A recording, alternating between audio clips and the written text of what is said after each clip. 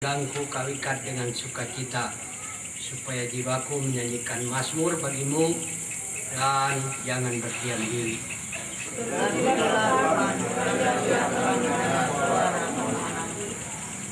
Tuhan adalah kekuatan dan perisaiku, padanya hatiku percaya. Aku tertolong, sebab itu beria-ria hatiku, dan dengan nyanyianku aku bersyukur kepadanya. Tuhan adalah kekuatan umatnya dan benteng keselamatan bagi orang yang diurapinya. Selamatkanlah kiranya umatmu dan berkatilah milikmu sendiri. Gembalakanlah mereka dan dukunglah mereka untuk selama-lamanya. Amin.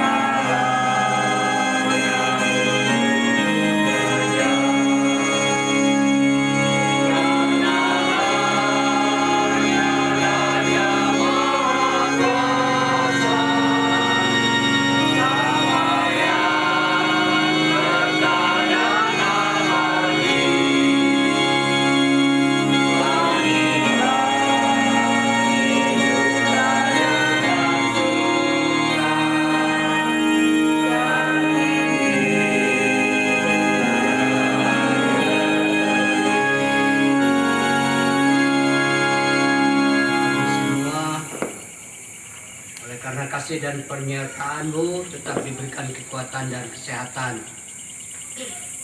Tuhan mengetahui apa yang terjadi di sini, di tengah keluarga duka di tempat ini. Kami bersyukur bahwa keluarga telah dapat membawa jenazah orang yang mereka kasih ini dari Kuala Kapuas, sehingga dapat tiba di tempat ini dengan selamat. Bapa di surga, Tuhan mengetahui betapa berdukanya kami manusia di tengah keluarga ini saat ini. Sehubungan dengan peristiwa ini, kami akan mendengar firman-Mu, mau belajar sesuatu daripadanya. Karena itu kami mohon Tuhan menolong dan menguatkan kami, memberikan penghiburan melalui firman-Mu. Ampuni segala dosa dan salah kami berdoa dalam nama Tuhan Yesus, Juru Selamat kami. Kitab, amin. Saya baca dari Kitab Ratapan pasal 3 ayat 19 sampai 24. Dalam terjemahan bahasa Indonesia masa kini berbunyi begini: memikirkan pengembaraan dan kemalanganku bagaikan makan racun yang pahit. Terus menerus hal itu kupikirkan sehingga batinku tertekan. Meskipun begitu, harapanku bangkit kembali ketika aku mengingat hal ini. Kasih Tuhan kekal abadi, rahmat-Nya tak pernah habis. selalu baru setiap pagi. Sungguh Tuhan setia sekali. Tuhan adalah hartaku satu-satunya. Karena itu aku berharap kepadanya. Bapak Ibu jemaat Tuhan, keluarga yang mengalami duka cita, kitab Peratapan terdiri dari 5 kumpulan nyanyian yang isinya mengenang kembali dan meratapi nasib kota Yerusalem dan penduduknya setelah kota itu dikalahkan dan dihancurkan oleh tentara Babel kurang lebih tahun 586 sebelum Kristus. Pada waktu itu keluarga raja dan bangsawan sebagiannya dibunuh, sebagian lagi dibawa sebagai orang tawanan di Babel. Para wanita diperkosa, anak-anak disiksa, orang yang kuat dibunuh. Bangsa Israel tidak pernah membayangkan bahwa akan terjadi bencana nasional seperti itu. Karena apa? Karena mereka punya bait Allah di Yerusalem yang mereka yakini sebagai tempat kediaman Allah. Mereka berpikir pada mulanya mustahil. Mustahil kalau Allah sampai hati membiarkan baitnya dirusak dan umatnya dikalahkan dan dicerai-beraikan. Nyatanya itu yang terjadi. Dan yang lebih menjadikan lagi, bangsa tetangga mereka, orang Edom, pada saat tentara Babel ini menyerang, pria atau wanita yang melarikan diri dari kepungan musuh ini dihadang oleh orang Edom ini sendiri. Jadi begitu mereka menderita, akhirnya mereka dibawa sebagai tawanan, dan yang tersisa hanyalah orang-orang yang tidak punya keterampilan dan orang-orang miskin. Sedangkan orang-orang yang punya keterampilan semuanya dibawa ke Babel. Peristiwa yang mendukakan yang tidak pernah terbayangkan, tapi itu justru yang terjadi.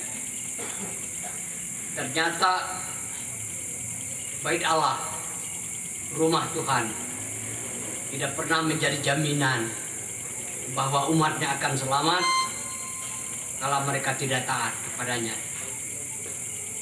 Bagaimana kita ketahui bahwa hukuman untuk orang-orang Yehuda, khususnya penduduk Yerusalem ini, bukannya tidak pernah disampaikan oleh para nabi. Para nabi, terutama Yesaya, Yeskel, telah menubuatkan ini.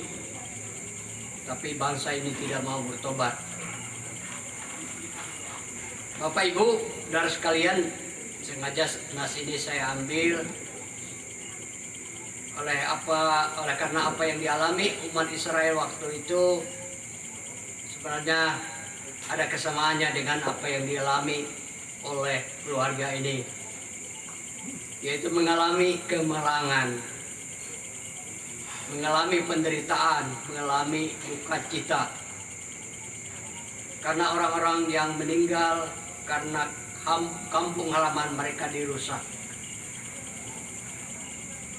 Namun penulis Ratapan ini berkata, kalau terus-menerus hal itu dipikirkan, yaitu peristiwa yang mendukakan itu, memang batinnya tertekan. Tapi satu hal yang baru dikatakan di sini, ialah dia katakan, walaupun begitu harapanku bangkit. Harapanku bangkit ketika aku mengingat hal ini, bahwa kasih Tuhan itu kekal abadi, rahmat-Nya tak pernah habis. Kematian memang memisahkan kita, membuat duka cita yang mendalam, karena kita akan berpisah dengan orang yang kita cintai, dan kita tidak tahu apakah memang kita bisa bertemu atau bagaimana. Perpisahan itu untuk selamanya. Memang ada orang mengatakan bagaimana nanti di surga, apakah kita saling mengenal. Saya percaya seperti itu, cuma saja saya tidak berani memastikan, oleh karena Alkitab tidak menulis apa-apa tentang itu. Tapi satu hal yang kita percaya ialah kematian itu bukan akhir segalanya. Masih ada harapan. Jadi masih ada harapan, ada kehidupan, kebangkitan setelah kematian kita. Karena itu penulis kitab Ratapan ini mengatakan, karena itu biarpun begitu harapanku bangkit ketika aku mengingat bahwa kasih Tuhan itu kekal abadi.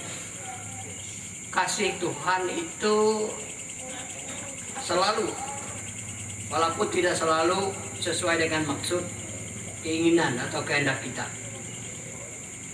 tapi Tuhan mengasihi melewati hal-hal yang kita tidak pernah pikirkan.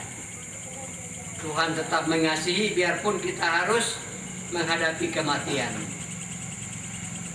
Tuhan tetap mengasihi walaupun orang yang kita cintai harus meninggalkan kita terlebih dahulu.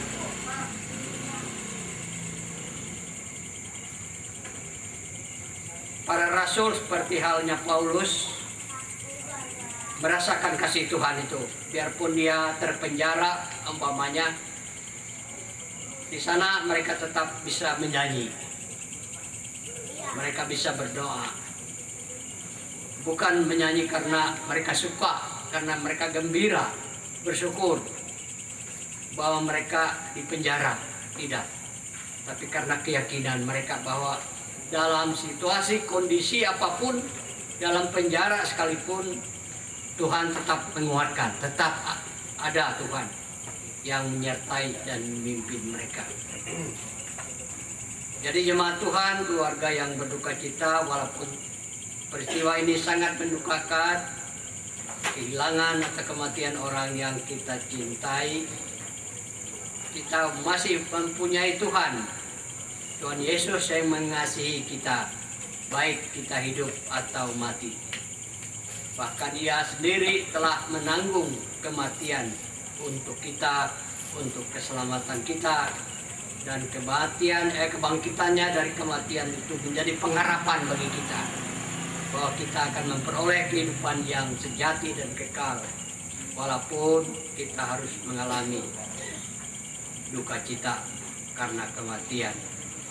Kiranya Tuhan menolong keluarga, memberikan kekuatan kesehatan kepada ibu, anak, dan menantu. Tuhan memberkati. Amin.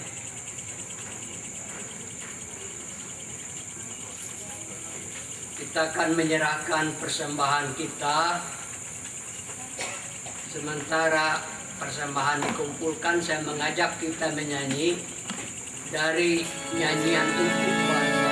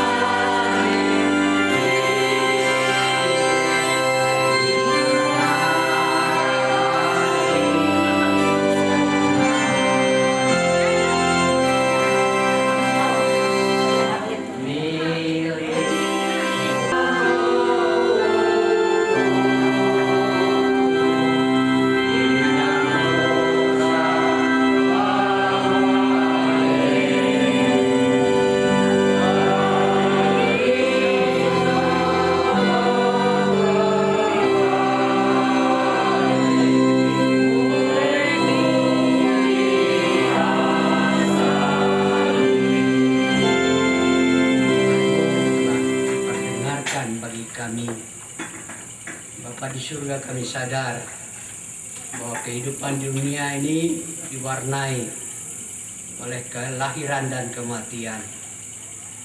Kami semua akan mengalami hal yang serupa, tinggal menunggu kesempatan atau waktu yang diberikan oleh Tuhan. Kami bersyukur atas kehidupan ini yang Tuhan masih berikan untuk kami. Kami mohon keluarga semua ini diberkati, diberi kekuatan dan penghiburan. Berkati ibu, istri, anak-anak dan menantu serta seluruh keluarga duka ini. Ajar kami agar kami mohon agar Tuhan memberikan cuaca yang baik sehingga pelaksanaan prosesi pemakaman ini dapat berjalan dengan sebaik-baiknya. Ampuni segala dosa dan kesalahan kami berdoa dalam nama Tuhan Yesus Juru Selamat kami. Kami bersyukur juga bahwa kami telah memberikan persembahan, tanda bahwa kami telah menerima banyak daripadamu. Berkati persembahan ini agar dipakai untuk menunjukkan kasih kebersamaan kami sebagai umat Tuhan bersama keluarga ini. Kami berdoa dalam nama Tuhan Yesus yang mengajar kami berdoa. Bapa kami yang di surga, dikuduskanlah namamu. Kesalahan kami, seperti kami juga mengampuni orang yang bersalah kepada kami. Jangan bawa kami ke dalam pencobaan, lepaskanlah kami daripada yang jahat. Engkau yang punya kerajaan, kuasa dan mulia sampai selama-lamanya. Amin.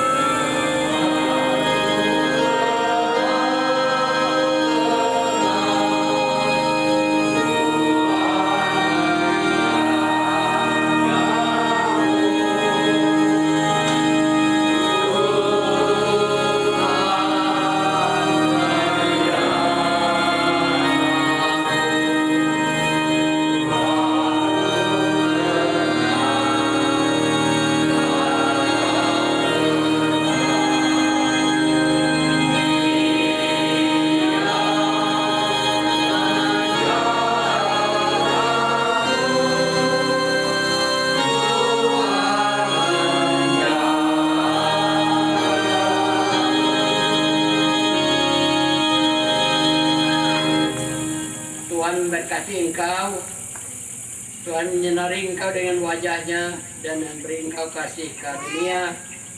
Tuhan menghadapkan wajahnya kepadamu dan memberi engkau damai sejahtera.